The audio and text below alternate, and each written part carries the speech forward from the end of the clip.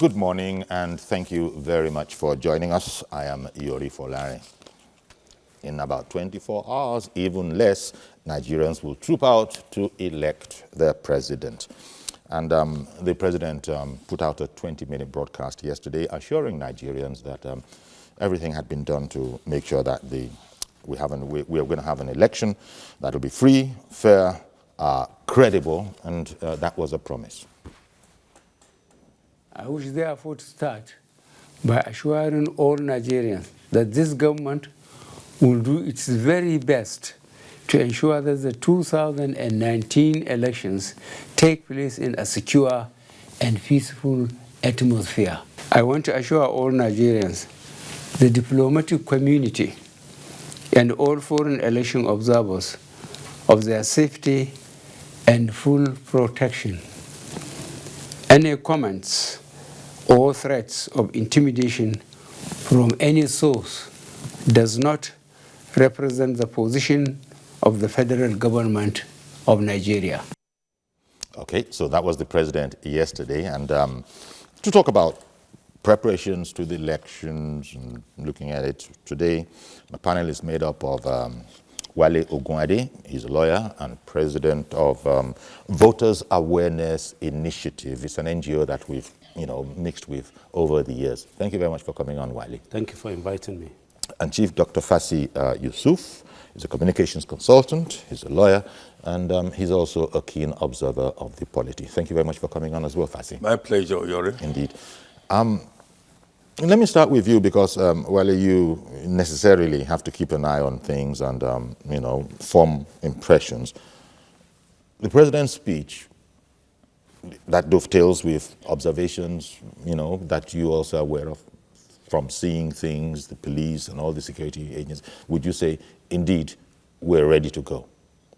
Indeed, we are ready to go. Where are we ready to go? All the major stakeholders are on the marks. The major stakeholder in this, which we call the election management body, INEC, has been involved in various activities since 2017. If you agree with me, having meetings upon meetings. And in between, we've been having elections. And those various elections are mock exams per se to this big one. And in between, people like us who are involved in observing elections write reports to INEC about various problems, issues, and hiccups, barriers, and roadblocks that will impede the general elections, which we have seen taking place and being done. And really, if anything at all, you remember in the days of yore, INEC comes alive some few weeks to the elections. But now they've been in the news. There's hardly anybody who will say that INEC is not working.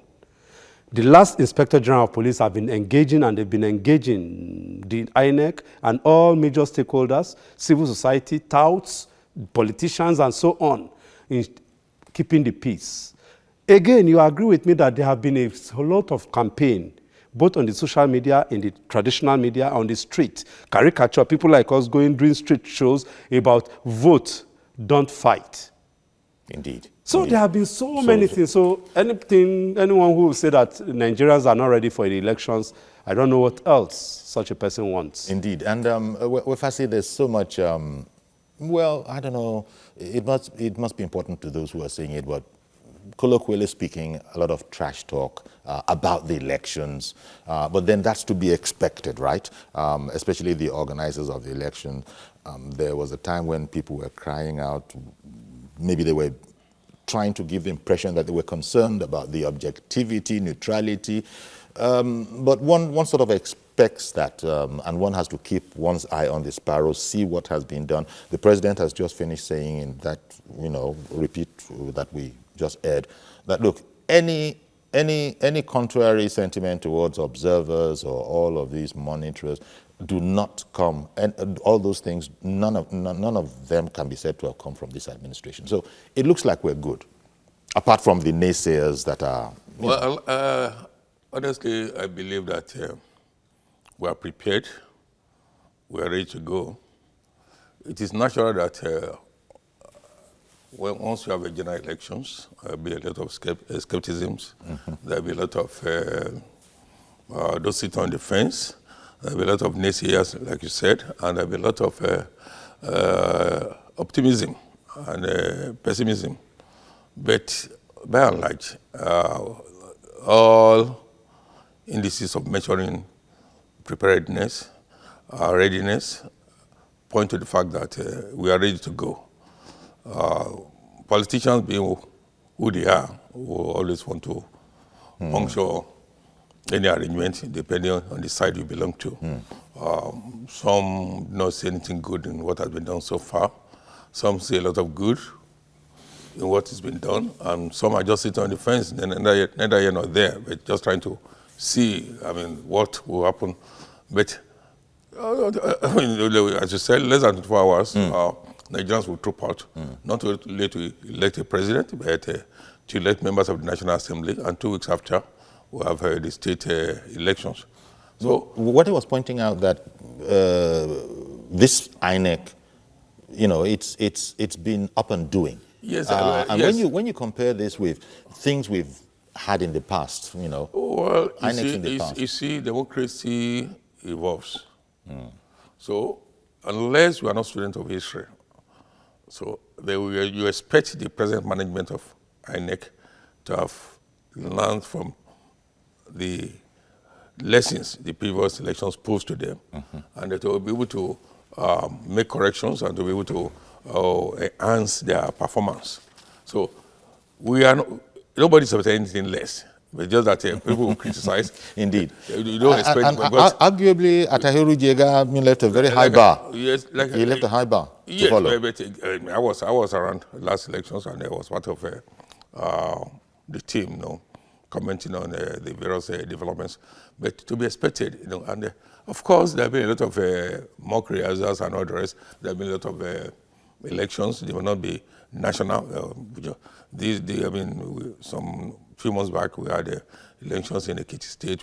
We had gubernatorial elections in Ekiti and Osun State, and we've had national. Elections to the National Assembly. By-elections, yes. And so many others. So all these preparations are geared towards having a near perfect they were like test runs. Performance tomorrow and another 2 weeks from now. Indeed, and oftentimes, Wale, it's the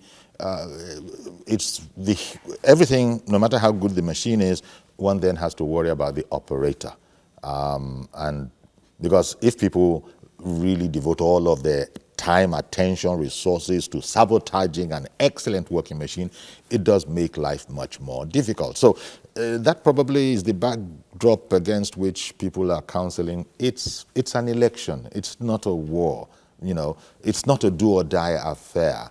The president has been seen in a certain fora actually saying that vote who you want, vote your choice. Of course, he'll be happy if you were to vote for him, but again, do you think this is helpful in the environment as opposed to when leaders were saying it's a do or die affair, and now you have a different administration? I say it's nothing like that. I want to thank God for the social media. When we started this project of voter awareness, voter education, when democracy started this time around 1999, it was a difficult thing. And of course, don't forget that killing and maiming was the order of the day. Brigandage and ballot box snuff, stealing, and all sorts of vices. So, of course, the do and die politics came up with it too, because power must be captured, not won. But then social media has come, trying to evolve, and thank God for those who are involved, particularly, somebody was mentioning Atari Jagai here.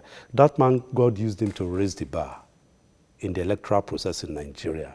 Then eyes begin to open, spaces were given, and of course, a lot of value were added to the electoral process. And of course, it now opened the space that even allowed people who are now professionals. Look at the level of the professionals in the political, that are contesting now. There are many of them that are architects. I just came back from a trip round. I saw some architects, engineers. I saw their billboards. Lawyers, doctors, medical doctors that are candidates who want to contest. Before the field is left for some charlatans and characters who know nothing but kill and maim. They have no value. They have no regard for human life. So these contestants now don't see it as a do and die affair. dare to contest. The president is leading a good example. Ordinarily, you see that the state apparatus will be let loose on opponents and passive opponents. They will be disturbed and harassed and intimidated. That's not the issue here. So where I'm going is that education, the level of people who have involved, the system has now evolved, and it's still a work in progress. Mm-hmm. We are not yet there, but then we have gotten to a level in which everybody is free. Maybe if you just allow me, I was in the first time the election would be seen to be highly militarized was the Edo election, the first timing of, the second timing time for Adams Oshiomhole, I guess 2011. And then not a shot was fired, but now we found out that indeed, even with the inclusion of the military, the Oshun and all others, the military are involved, and everybody goes about his business. There is no voter that is intimidated. Indeed. Those who will be intimidated and those who will be dealt with are those who want to foment They trouble. came for no good in the first place. Now, let's even look at a report that we put together on the security arrangements for tomorrow.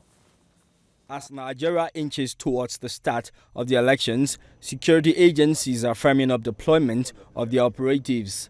The police, as the lead agency, saddled with providing 60% of the security agents required to police the elections, continue to gear up for a violent free poll.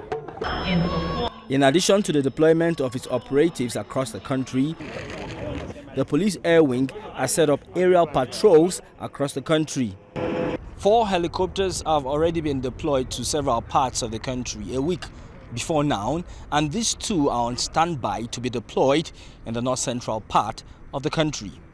We started our deployment 1 week to the commencement of the elections.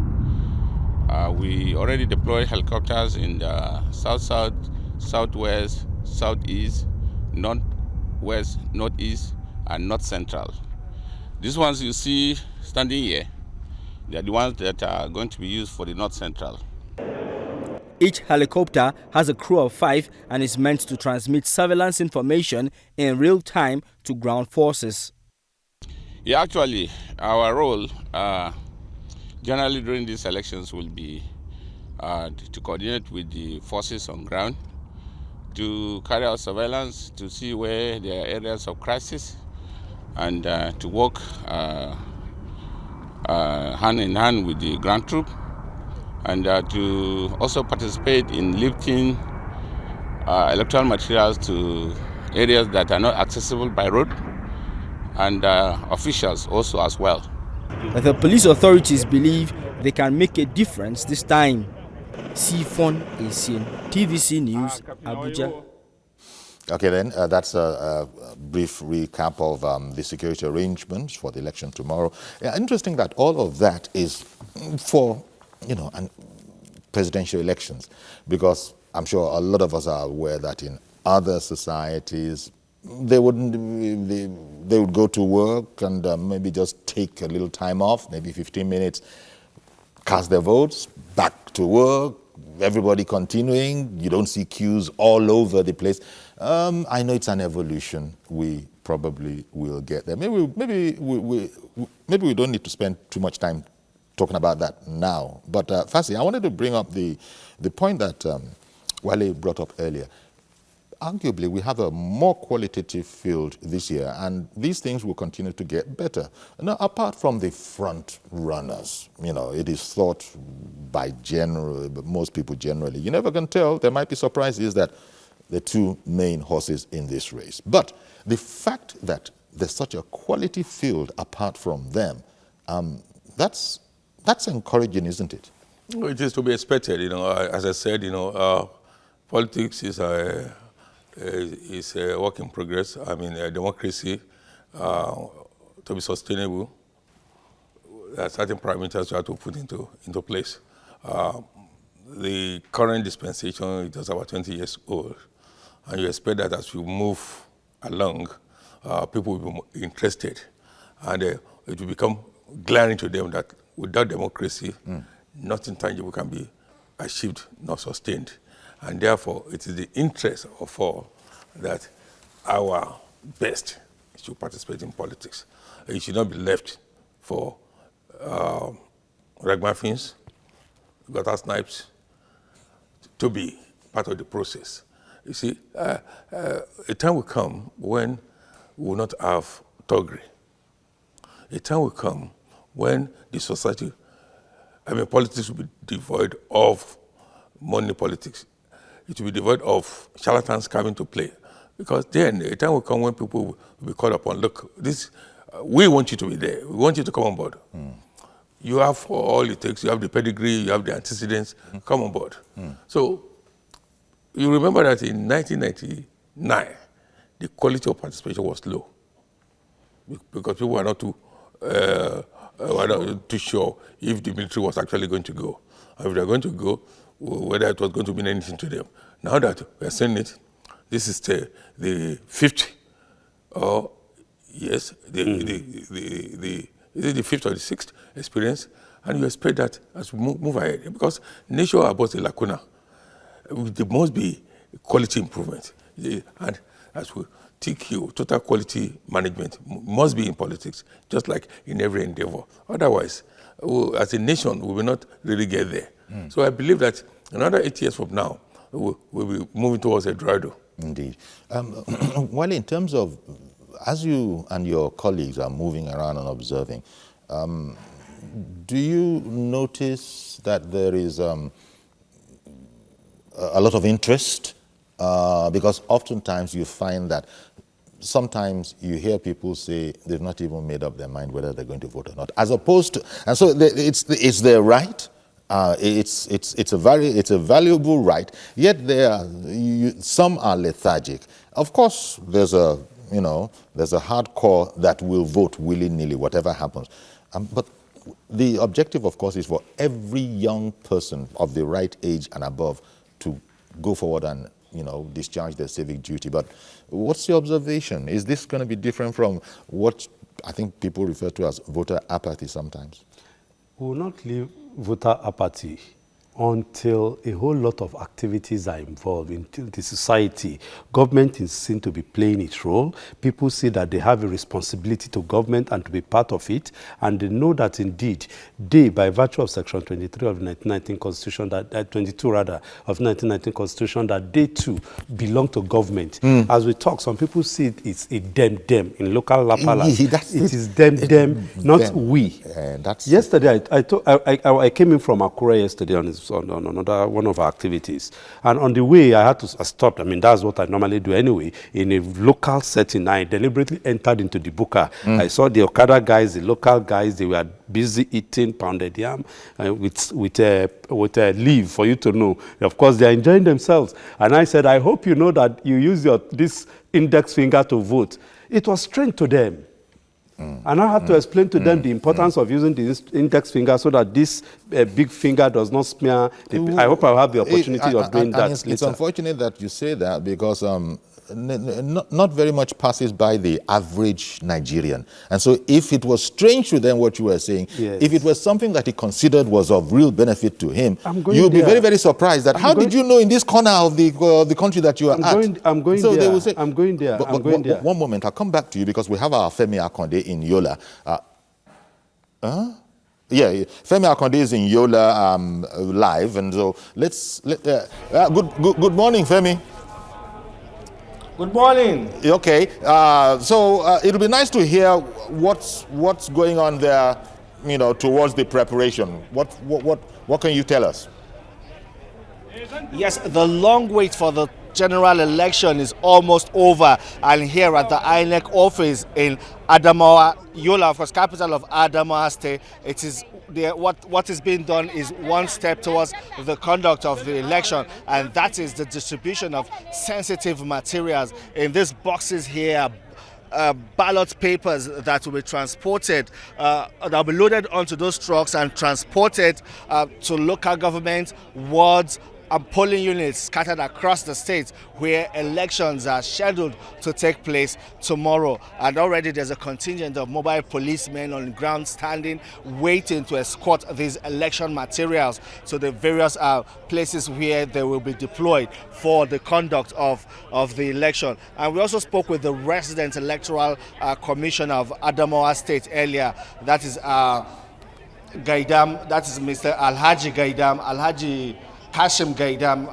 Alhaji Kashim Gaidam, and he told us that everything has been put in place. INEC has been able to cross its T's and dot its I's to ensure that this is a hitch-free process. And then someone raised concerns about Madagali local government, which is of course the farthest local government here in Adamawa State, and you know that local government have also come under attack from the Boko Haram insurgent, but thankfully these attacks recently were repelled by the military. But he gave assurances that based on what he's hearing from security forces, that that area is peaceful and the voters are assured of security at the polls, and that he does not fear that the election in that area will be interrupted or will not hold. Well, Femi, what impression do you get in Yola there about the enthusiasm or otherwise of the people to engage with the election tomorrow? I'm talking about the markets, the shops, whoever. Do you get the impression of excitement, quietness, what?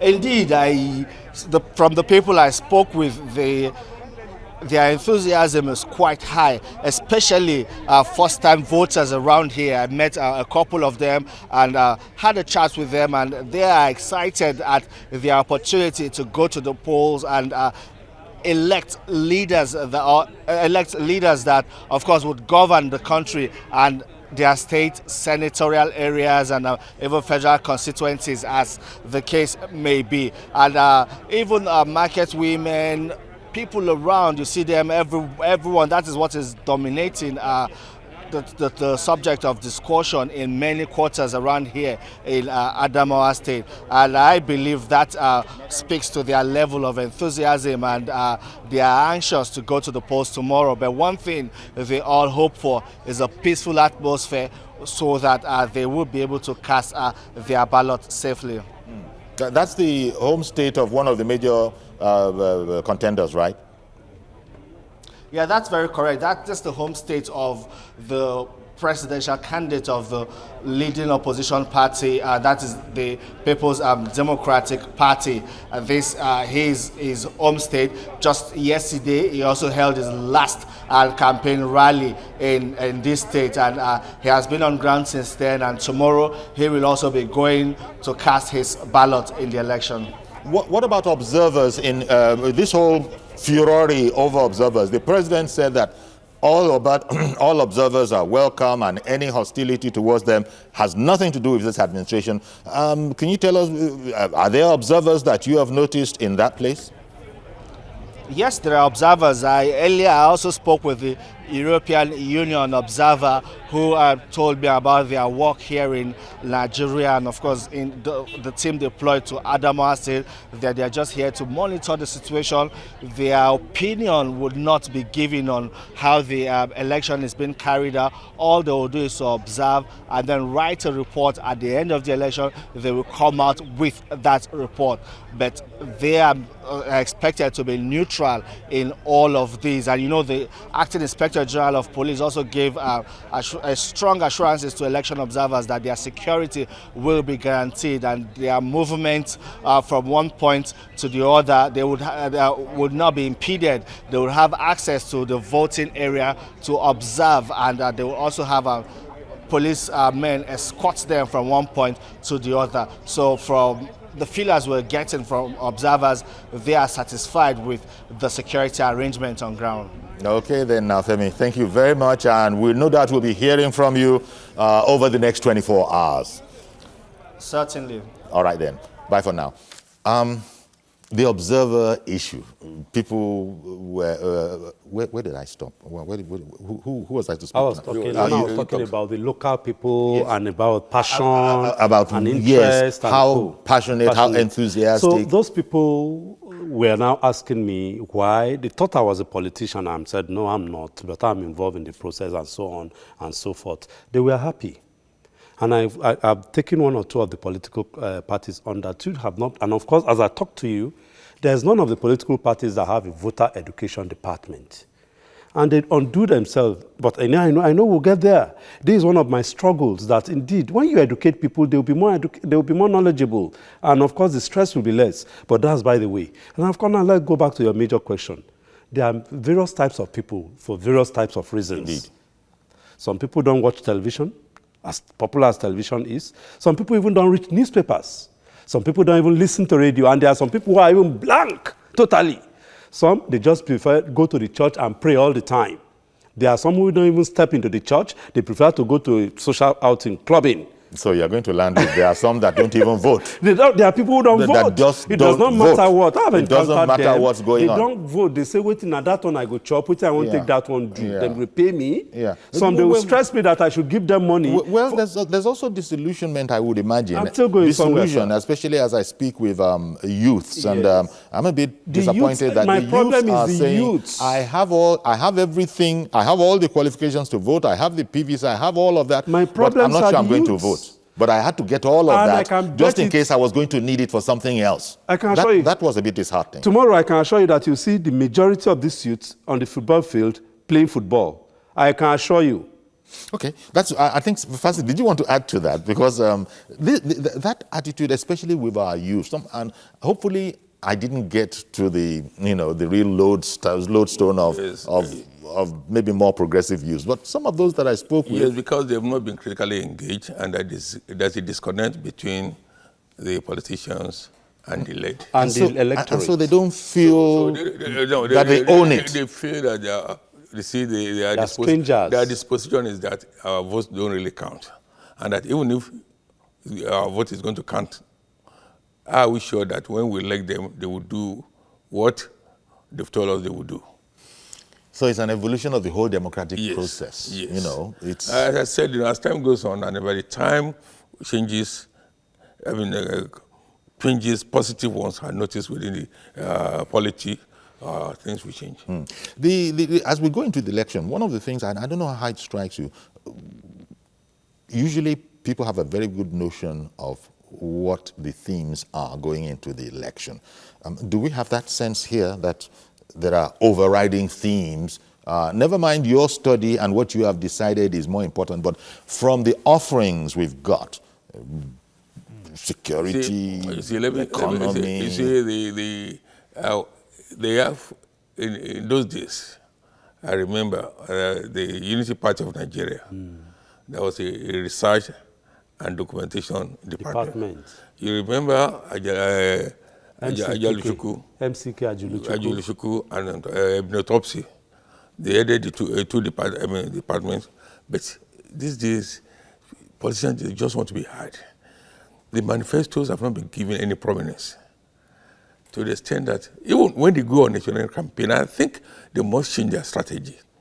Because when they go on campaign, they attack personalities. Okay. They talk about sentiments and base primordial issues and not addressing critically those issues that will really occupy them over the next 4 years. Yes. But don't do that. Talking about this man is this, he's bad, he was a thief, he's no longer a thief, no, he has not repented, we know that he's not that. Okay, I hear you. Let me quickly rush off on a break, Fassi. I'll be right back, and then we'll include your calls as well and continue with the conversation in here. Stay with us, please.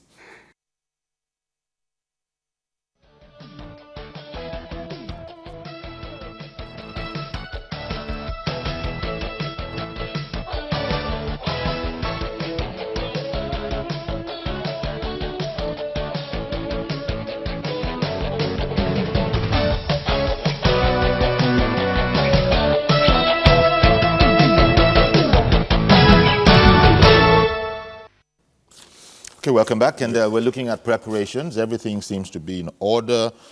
Yes, there will be, you can't expect 100%, satisfaction across the board, but whereas most right-thinking members of society, I guess I can say, they're looking at, yeah, we've done, a job. That doesn't mean that there aren't still, comments, some trying to actually impinge on the integrity of the whole process by attacking INEC.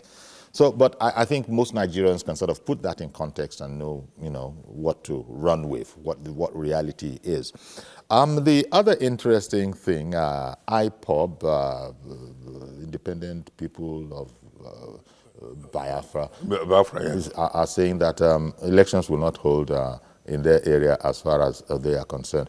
A bit of what? Relief? Well, to my mind, I think, you see, fundamentally, the media, says agenda. And they are glorifying this prescribed body. Otherwise, this body should not be given any attention whatsoever. Because most of the things being said or their disposition is illogical, is irresponsible, and it doesn't speak about seems calculated it doesn't to speak about any intellect. No, it seems calculated to draw attention. Yeah, of course. I mean, that's why, because the media is helping them to set the agenda. You see, if you're saying that you want to have a referendum, do you have the facilities? Will anybody, any government or any security agent in its right senses will allow you to put your own ballot box side by side that of INEC? Or what? How are you going to do it? How are you going to achieve it? And if you boycott the election, you are allowing others to come in. So it is their own interest. Well, and like somebody said, look, even if you want to effect a change, you have a procedure, you have a process that you have to. If you don't have a representative there, who's going to move that motion? So even if you want to go, it has to be top down. It cannot be down up. It's different from other management theories. In this particular case, the motion has to be moved, it has to be presented, it has to be debated, it has to go around the federation and all the rest. And of course, the process of amending the constitution. But then, if you are saying that this is what you want to do, how do you do it? Is it possible? Who's going to allow you to do it? Will government fold its arms and allow you to take over the reign of government or what? Indeed. Well, I think they need to do some soul searching. Well, as you said, when editors decide to carry one thing or the other, that's how they. Of course, you can accuse the media of the bagwagon effect, the bagwagon theory. You say newspaper publishing this, you believe that this criminal headline will say your newspaper. Yes, you don't want to be left out. Something that is unusual. Yeah. Something that is unusual, you don't want to be left out, and therefore you patronize. Okay, but back to the point about what are we voting for tomorrow? Yeah, we want a presidential candidate, but to do what? That is what we were discussing, that, look, yeah, they've given us their offerings, but largely it was a matter of they have, all the candidates, I think, have made it their business to go up and down the country, to be seen, and then we have those mammoth rallies. I think every rally is a mammoth rally. No rally is allowed to be just an ordinary, just a rally. These mammoth rallies come, and then the people are seen, But Nigerians probably are going to go into this election, apart from the campaignings, they have experience. The incumbent president, they've seen his hand, so as we say locally, and the leading contender, they've also seen him in office as well, and then they've had the actual benefit of hearing from him. So Fassi was trying to explain how we go into elections. It's probably based on Muslinging. Well, I was even going to say how I feel for you emotionally, how I feel about Wale emotionally, as opposed to how I feel about Fassi emotionally. Would you say that's, are people, do you think, taking on the intellectual stuff that is coming out, if any intellectual stuff is coming out, intellectual persuasions as to why you need to stay with us? First and foremost, don't forget that we are operating a system that is still growing. We've been saying it on this. It's a work in progress. It's a work in progress. And the second one is that we don't have a structure of a political system called party politics. What we have is that's what allows people to say that there's hardly any difference between the parties. You see, well, I move with them, the politicians, and even if I don't move with them, it's in the public domain that somebody will wake up this morning in party A, in the afternoon he will be in party B, in the evening in party C. And before he sleeps, he's in Party D because there is no ideology. And they are moving. And no credibility. And there's no credibility, which does not happen in other clime. And even those who planted and who started party politics in Nigeria, we knew how it went. The Awolowos, the Zik, and the Ahmadu Bellos, they had their platforms, the Aminu Kanus. In fact, I remember the Takami, IW people. Yeah, a bit of drama back in the day. There was some drama too. Kennedy in Taraba. Good morning, sir. Politics now. Hello, good morning. Good morning, Kennedy. Go on, era. Yeah, Okay. I'm Kennedy. I'm calling from Taraba. Yeah, thank you for calling in. Okay. Go ahead. My contribution on this, although I have some contribution on this and the last topic is just discussed about IPOB. Though in Anambra State election, the issue is so strong, but it doesn't stop people from going to vote. It depends on how you media made it so loud. When you're outside the state, it will look as if they're having an issue there, but there's nothing. People will go there and vote, and nothing will happen. And also, when they are commenting on the other topic, you talk about our president when he went to Ogun State and tell the people to vote to person their life. And you people try to I don't like that thing he did, because in other states he told people to vote APC from top to bottom. But why in Imo and Ogun State they should vote to their life? Mosun went to Aso Rock up to 28 times.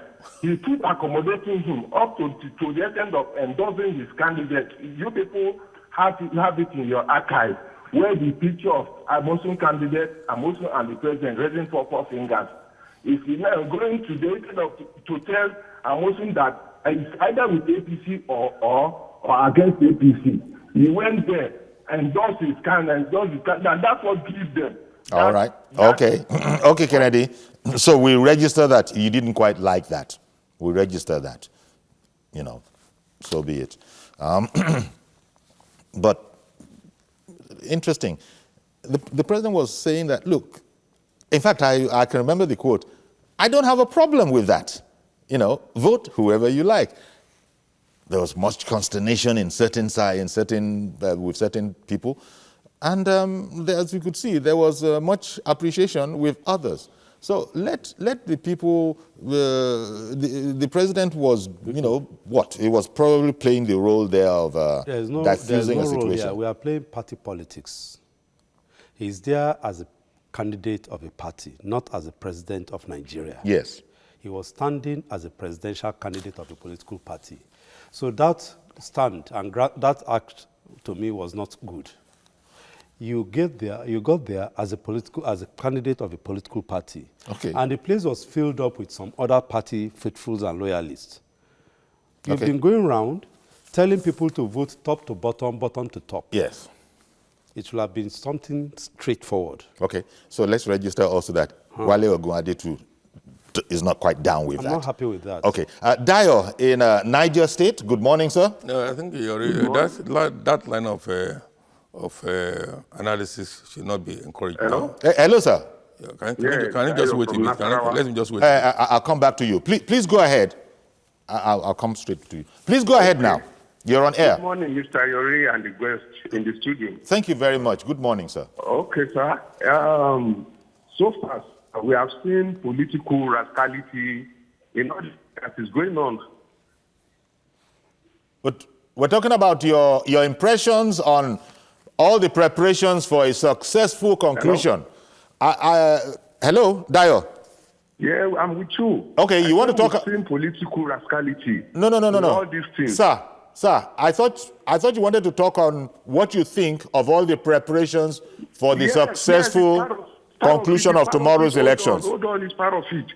At least, let me talk, please.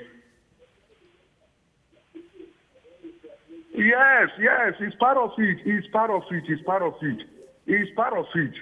We all saw what happened in Abeokuta, Ogun State. I think you understand. In the presence of the president or whatever, the banner of the representative of APC, which is the Abiodun, will be thrown away. Even the executive governor of the state allow 8 p.m. Why this thing is for APC? That is political rascality. Okay. And two, they were throwing all sorts of jabs to the president and the candidate of the APC there. And the president has allowed all this because I'm also taking Abdul Karim to him and they are sharing 4 fingers and they were laughing together. That is as the party. So there is no discipline in the party. In the first instance, you should have called in Amos, you are my friend. Let the candidate of APC come here. Then if there is anything your boy wants, you give it to him. But all what we are talking here is about APC. That thing exactly happened in Imo State. So we don't know. The party doesn't have any structure again. All of them are now empire. They want to take the reign of whatever they are by themselves. That's all what we see. Okay. Well, thank you very much for calling in. Appreciate your call.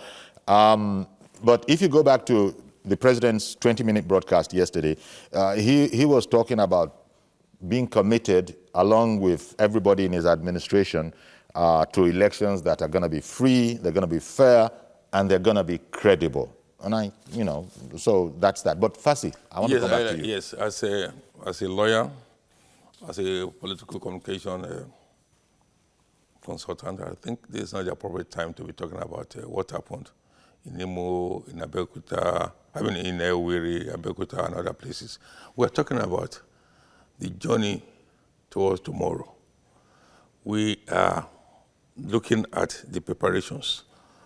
This is not the period to market or demarket any political party, nor any candidate. I think we should restrict ourselves to preparations towards tomorrow, not what happened, what they did rightly or wrongly. Exactly. And perhaps a political presidential candidate or a governor and others. And I think Nigerians are in the habit of apportioning blames and talking about events that will be of no use. Because if you talk about APC now, what about other political parties? I mean, why don't we limit ourselves to how can we achieve our best tomorrow? Indeed. I mean, even apart from that, even by law, we can't go there. So when the gentleman Dio, that was I was going to say that when Dio was saying it's part of it, political rascality, we just want you to please understand that there are, from 12 midnight. From 12 midnight. Yes, there are constraints. You can't do any electioneering today 24 hours before the election, and that's why we've been, gingerly. Navigating the whole thing. You don't want to bring in any political party at this stage in any kind of, what is that word now, electioneering way. But, well, human, just please bear that in mind. Just 24 hours, and then you can let the flood loose again. But we can't be talking in an electioneering way. Mr. Odede Yinikeja, good morning, sir, and thank you for holding on.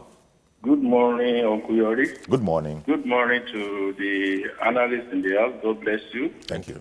I want to admonish Nigerians that tomorrow, let us come out and march to vote peacefully. Let us not allow violence. I know that in some places, opposition that do the people that know they are not popular in an area, we want to go and foment trouble and cause violence so that the elections will be cancelled. So I want to appeal to INEC to please, wherever there is violence, just not to disenfranchise the people in that area, let them declare elections in such areas inconclusive so that enough security can be provided for the people to exercise their franchise. And I want to appeal to INEC, no matter the condition, no matter the cohesion, let them not succumb to manual accreditation. They have told us that they would do electronic card reader. Let them insist on the usage of card reader. If the card reader is not working, because you know that a lot of places, these card readers are being sabotaged. Let them insist that the election will be suspended there until the card reader that will be functional will be provided to Nigerians. On no condition should they revert to manual, because we know in places in 2015 where card readers read just about 220,000 votes and got 1.7 million votes. We don't want this kind of thing to happen again tomorrow. I want Nigerians to be white, and let us look at where we are coming from. Let us look where we want to head to. Let us not say that because we are having difficulty at this moment, we want to eat the future of our children. You know, there's no getting without pain. Nigerians should be aware of this. All right, then. Well, thank you very much for calling in. And perhaps most importantly, let everybody come out and vote as much as possible. Know that it'll get better as we go along. You've explained some of the reasons where there might be that whole attitude of, especially with the youth. Whereas some youth are fired and are ready to go, as is indicated by the offerings of other parties, apart from the first two that we've been talking about, that the whole society has been talking about. You see... But I do know they are first two. Sorry? I do know they are the first two. No. Fancy. It's what people say. What people? That any scientific analysis? It's what the press says that okay, you set agenda. It is a two-horse race by their own sites. Okay. But tomorrow to confirm, sir, can make it a four-horse race or a seven-horse race. Well, in reality, from what I've seen, I've gone around throughout this election period. These two front runners are the ones that you see their candidates, their posters. It goes back to structure that you were talking about, that whole structure. And so in the fullness of time, no doubt, even before the fullness of time, the other parties that we're talking about and admiring so much because it's like fresh blood, let's see what the youths are going to do, they will get better and better at it. Obviously. Too. Better and better. Fancy made that point, that you've got to start from somewhere. I only wanted to hear from you. Go ahead. Yeah, so like I've been saying since 2-3 years ago that I've not seen the youths getting ready to take over. Is it the youth alone you've not seen? Women, have you seen the women? Have you seen women? They are the second leg now. So I've not seen them getting ready to be involved fully. Okay. But thank God now that they are started. And I hope that immediately after these elections, they will now start putting things together, getting themselves together. When they came together and formed pact, all these young people, that the young presidential candidate coming together to form pact, I was happy that at least they would take it up. But unfortunately, along the line, it fell by the wayside. But I hope that immediately after this election, they will all come together and bury their ego and ensure that they work towards 20... Fassi, I think yesterday or so, I saw, President Buhari, Alhaji Atiku Abubakar, and other people signing an undertaking that, this whole election will go along the lines the president said yesterday, free, fair, credible, and everybody pledged to accept whatever came out of that election. Now, that wasn't the only time. It had been done severally. So there's this effort and intention of the leaders, and that's a good thing, to, commit themselves to the credibility of this thing. We'd like to speak to that, Fassi. Yes, ordinarily, yes, we should be optimistic about the outcome. But you see, the ways of politicians are very strange to some of us. It's one thing for a politician to tell you, yes, I will abide, and all the rest. For example, if you read the memoirs of President Goodluck Jonathan, he said there are so many people who wanted him to do otherwise. So even if a president candidate says, yes, I align myself with what is there, I've signed it and all the rest, there are some hawks around, there are some of the followers, supporters, who perhaps will want to benefit from the presidency of their candidate, and they see that this thing is going to slip by.